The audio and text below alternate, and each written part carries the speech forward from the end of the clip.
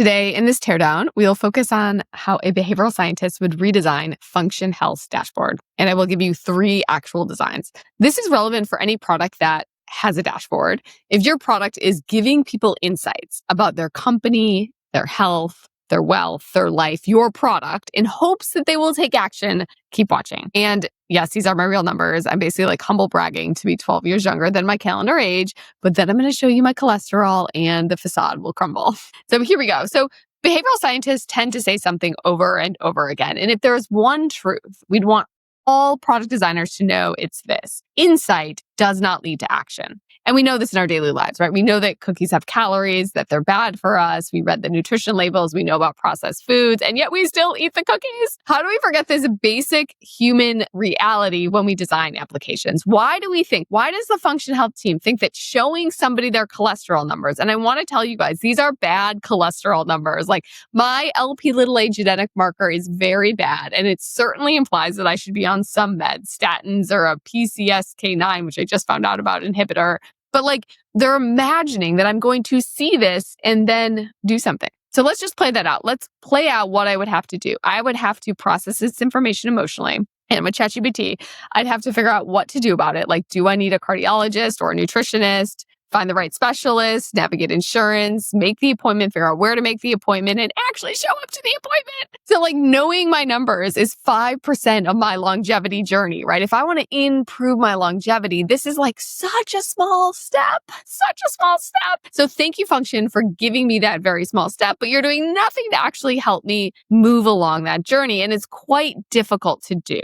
So before we kind of like go into what to do, we're going to sidebar and do a case study that we did with Arizona Federal Credit Union a while ago. And we basically are focused on budgeting. And what we wanted to do is help people reduce their spend. So we said, let's increase their motivation, which is using curiosity and norm. So curious what people spend, like you, like people love to compare themselves to others. And so we got a 22% click rate, which is a massive success. People really wanted to open that email, but the people who needed it the most, so about 58% of people who learned that they were overspending, so we told them that you are spending more than their peers, dropped out, right? We were trying to like help them reduce spend, give them some action items, and 58% of people dropped out. This is called information aversion. People don't actually want insights that make them feel bad about themselves, right?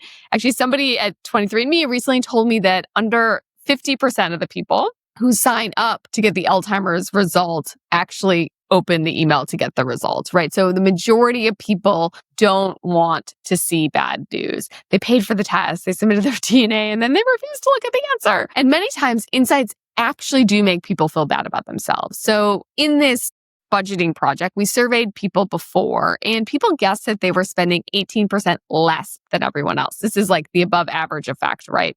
And it thinks that we're doing better than other people. And when we find out that's not the case, we get disappointed. But here's where it gets interesting, is that for the people who stayed in this experimental journey, we gave them concrete plans. We said, choose 2 or 3 specific strategies, commit to it, and then we measured their spending. And we measured their spending immediately, a week later, and a month.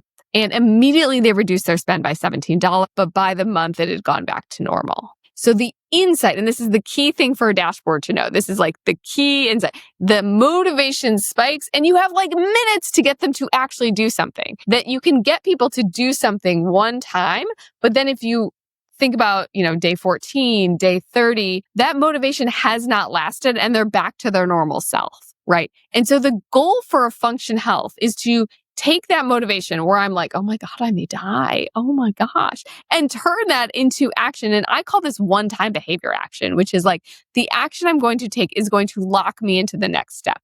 This is not necessarily like reading an article. I don't want people to read an article because that's going to require them to then do another action to actually get to the result, right? I want to go to what is the behavior we want them to do. And the behavior for this is book a cardiology appointment. And so here's one idea for them, right? It basically says, look, and this is like much more plain language than kind of these, I'll show you like these kind of small markers that don't tell me how bad stuff is, right? This is bad. And most Function Healths with these types of results book a cardiology consultation within 30 days. You could imagine that Function Health could partner with somebody like ZocDoc and say, look, see the cardiologists that accept your insurance. Or they could have a businesses around Health Navigator where I would definitely talk to somebody to be like, what do I do? Why? Because actually booking with a cardiologist, one is months in advance. So it's not clear to me that this is the exact step I should take. And then I have to wait so long to do it. And it's actually really hard to navigate. I have to figure out, do I need a referral? Do I not? So talking to a Health Navigator right now is actually probably would drive,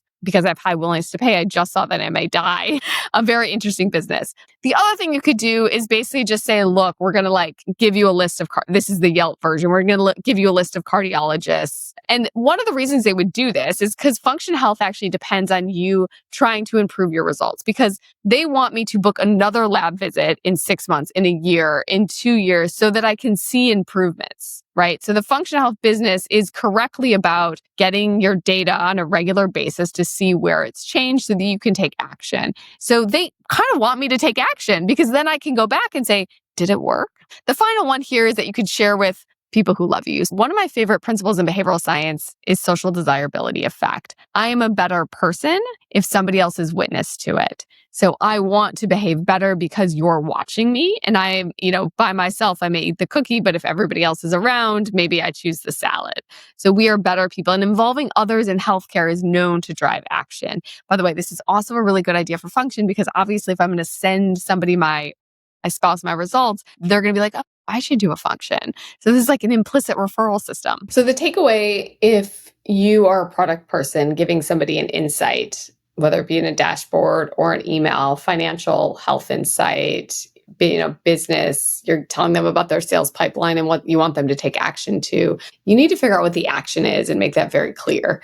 And the better actions are one time, where they're taking a one-time action that locks them into future things. So doing a cardiologist is going to lock me into an appointment later. And you want that action to be immediate, because you're not going to rely on them coming back on day 7, day 30, day 45 to actually do something. And you obviously want it to be very simple, because their motivation is high and you don't want to add complexity to figure out, is this the decision that I should do?